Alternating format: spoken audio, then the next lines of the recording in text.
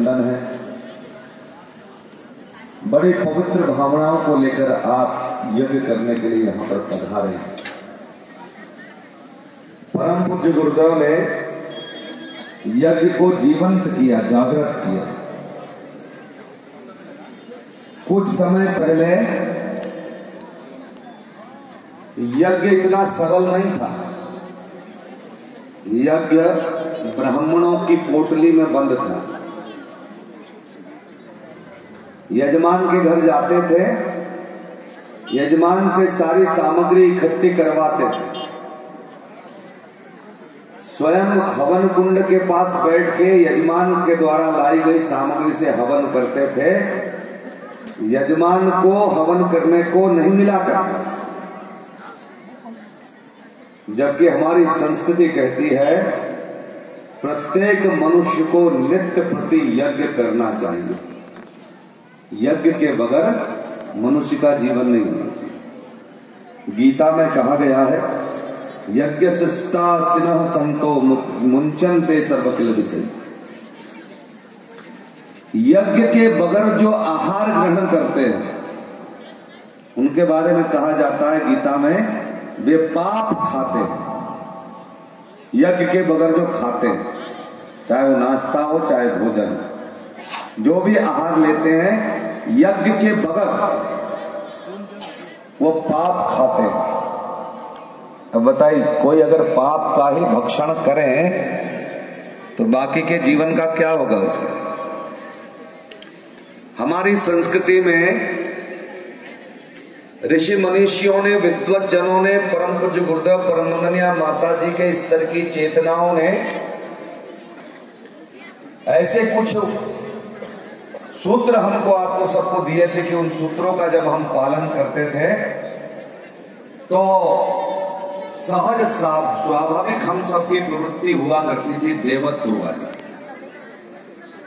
और यज्ञ जैसा श्रेष्ठ कर्म तो देवत्व की ओर ही हमको आपको सबको आगे बढ़ाता है। तो हम आप अपने घरों में यज्ञ जरूर करें, नित्य प्रति यज्ञ। नित्य प्रति यज्ञ करने से हमारे अपने घर का वातावरण शुद्ध होता है, पवित्र बनता है। आजकल वैज्ञानिक लोग भी कह रहे हैं कि आप अपने घर में आटा, गुड़ और घी अगर जला देते हैं तो अनेक प्रकार की बीमारियों के बैक्टीरिया मर जाते हैं, फिर वो बीमारियां आपको नहीं। उपाय है, ऋषियों ने बताया, उसको करेंगे तो हो जाएगा। आजकल तो वैज्ञानिक भी कह रहे हैं, मैंने कल भी निवेदन किया था, भारतीय नस्ल की देसी गाय का घी 1 ग्राम की घी जलाते हैं तो 1 ग्राम घी से 1 टन ऑक्सीजन बनती है। साधारण काम। जरा 1 टन ऑक्सीजन खरीदने ऑक्सीजन सिलेंडर वाले के पास में जाओ, उसको बोलो जरा 1 सिलेंडर चाहिए। अभी इस समय में तो मुझे जानकारी नहीं है, लेकिन जब कोरोना बीमारी हो गई तो लोगों ने हजारों रुपए का 1 सिलेंडर लिया ऑक्सीजन। 500 रुपए का 1 सिलेंडर भी अगर मान ले, 1 टन ऑक्सीजन की कितनी कीमत हो गई सोचो। और वैसे 1 ग्राम घी की कोई वैल्यू है? अगर किसी को 1 ग्राम खाने को दे, घी खाइए साहब, आपको 1 ग्राम घी खाने को दिया जाए तो उसको लगेगा बताओ घी खिला रहा है, कितना दे रहा है? 1 ग्राम। अरे 1 ग्राम में कोई घी खा रहा होता है? लाओ 25, 30, 40, 50 ग्राम घी दो, तब तो लगे कि घी खाया है। लेकिन 50 ग्राम घी केवल एक आदमी के एक समय का पोषण बन सकता है। लेकिन ऋषियों के द्वारा दी गई इस विधा से अगर उसको होम कर दिया जाता है तो 50 ग्राम घी से 50 टन ऑक्सीजन बन गई। और उससे केवल एक व्यक्ति का पोषण नहीं किया, उस ऑक्सीजन के आसपास जितने प्राणी हैं उनका पोषण हो गया। केवल प्राणियों का पोषण नहीं हो, वृक्ष वनस्पतियों को भी उसका अंश मिलता चला जाता है, सभी पोषित होते हुए। प्राण तत्व की वृद्धि शरीर में होते हुए चली जाए। ऐसी दिव्य प्राण ऊर्जा यज्ञ के माध्यम से जीवन में आती, और ऐसे यज्ञ को हमने भुला दिया। परम पूज्य गुरुदेव क्या कहते हैं? भारतीय संस्कृति, ऋषि संस्कृति, देव संस्कृति के निर्माता कौन है? यज्ञ पिता गायत्री माता।